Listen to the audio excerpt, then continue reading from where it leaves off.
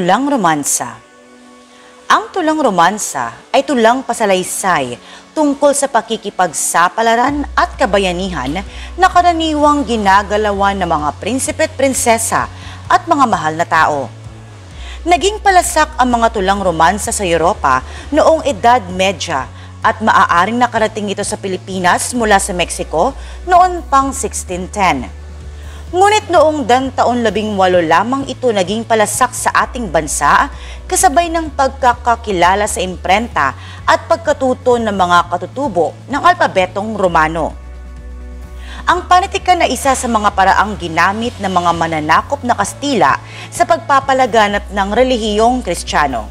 At ang mga tulang romansa ay lumaganap kasabay ng pagdagsa ng mga aklat dasalan. Layunin ng tulang romansa na mapalaganap ang diwang Kristiyano. Karaniwan, kung gayon, ang pagtawag sa Diyos ng mga tauhan at ang gantimpala ng langit sa mga nananalig. Karaniwang tinagsisimula ang mga ito sa panalangin sa pag-aali ng akda sa Birhen o sa isang santo. Nagkasanib sa tulang romansa ang dayuhan at ang katutubo. Dayuhan ang una, anyong pampanitika na galing sa Europa at dinala rito ng mga prayle at sundalong Kastila. Pangalawa, ang mga tauhan na may prinsipe at prinsesang may mga pangalang dayuhan. Ikatlo, ang tagpuan na karaniwang isang malayong kaharian sa Europa. At ikaapat, ang paksang relihiyoso na pinalalaganap sa pamamagitan ng anyong pampanitikang ito. Ngunit binibihisa na ang tulang romansa ng katutubong pagkamalikhain. Katutubo ang una, wikang ginamit sa mga tulang romansa. Ikalawa, ang tradisyon sa pagtula na dati nang ginagamit sa panitikang salimbibig tulad ng bugtong, sawikain at iba pa.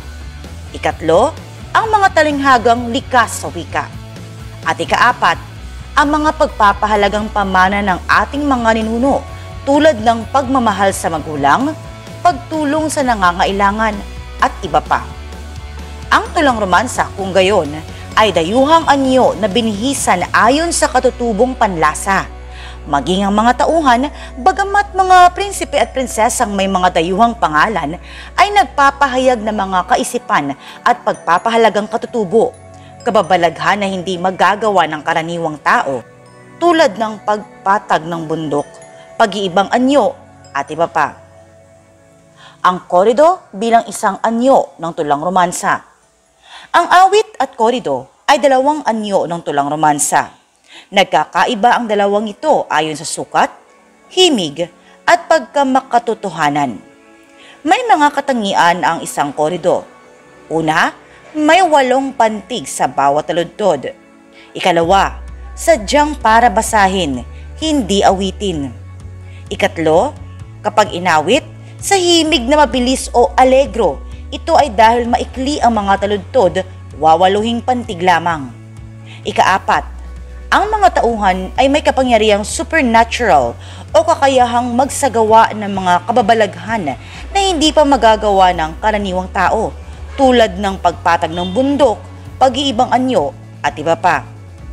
Ikalima, dahil dito, ang mga pakikipagsapalaran ng mga tauhan ay malayong maganap sa tunay na buhay.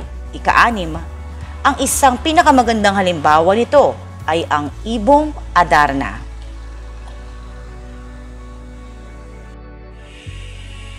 Kaligirang pangkasaysayan ng Ibong Adarna. Ang kwento ng Ibong Adarna ay isinulat bilang isang korido na mayroong 8 pantig ang bawat taludtod. Ang mga korido ay isinusulat noon bilang panalangin iniaalay sa Birheng Maria. Hindi matukoy kung sino ang tunay na nagsulat ng akdang ito na naging malaking bahagi ng panitikan ng Pilipinas. Ngunit sinasabing nagmula ang korido sa bansang Mexico at nakarating lamang sa Pilipinas noong 1610. Ang orihinal na pamagat ng Ibong Adarna ay korido at buhay na pinagdaanan ng 3 prinsipeng magkakapatid na anak ng Haring Fernando at ng Reyna Valeriana sa kahariang Berbanya. Kahit hindi sinulat ng isang Pilipino, Niyakap ito ng marami dahil naaangkop sa kultura at pagpapahalaga ng bansa ang takbo ng kwento nito. Kabilang ang pagmamahal sa pamilya, pagpapahalaga sa magandang ugnayan ng bawat miyembro, at ang pagiging mabuting anak. Kabilang din sa aral na makukuha sa korido ay ang pananampalataya.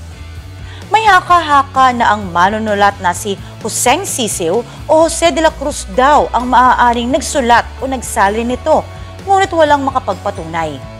Ang orihinal na bersyong nakarating sa Pilipinas ay mayroong 1,056 na saknong at ang kabuuan ng aklat ay mayroong 48 pahina. Dahil sa mga aral na makukuha sa korido, ay ginawa itong kabahagi ng pag-aaral ng mga kabataan at isa sa mga akdang pampanitikang tinatalakay sa high school.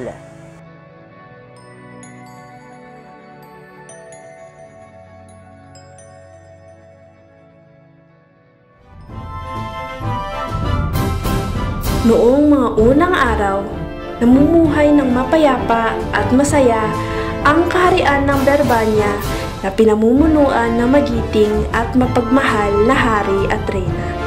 Sila ay may 3 anak na kung saan ay may pare-parehong nais na maglingkod sa bayan. Si Don Pedro ang panganay na anak na may ugaling pagkatuso at ganid sa kapangyarihan. Si Don Diego naman na walang sariling pagpapasya at parang maamong tupang sumusunod sa utos ng panganay. At ang pinakabunso na si Don Juan na may likas na kabaitan. Subalit isang gabi,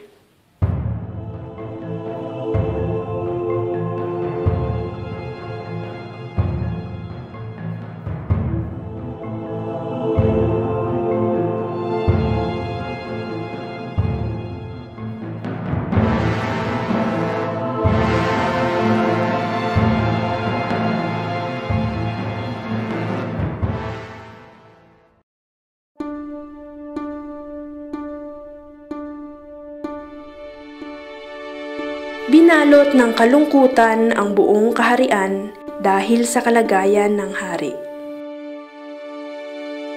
Marami na ang manggagamot ang nabigo sa pagpapagaling sa hari, hanggang sa may isang mediko ang nagsabi, "Mahal na hari, sakit mo po ay dahil sa masamang panaginip at ang tanging lunas lamang ay ang awit ng ibong Adarna."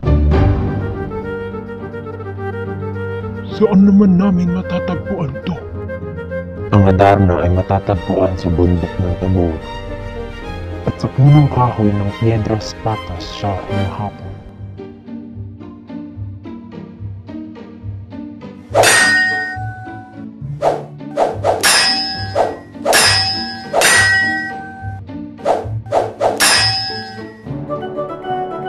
Maraming panahon na ang lumipas upang mahanap ang ibong Adarna, kung kaya't sunod-sunod ang magkakapatid sa paghahanap sa ibon upang mapagamot na ang haring may sakit.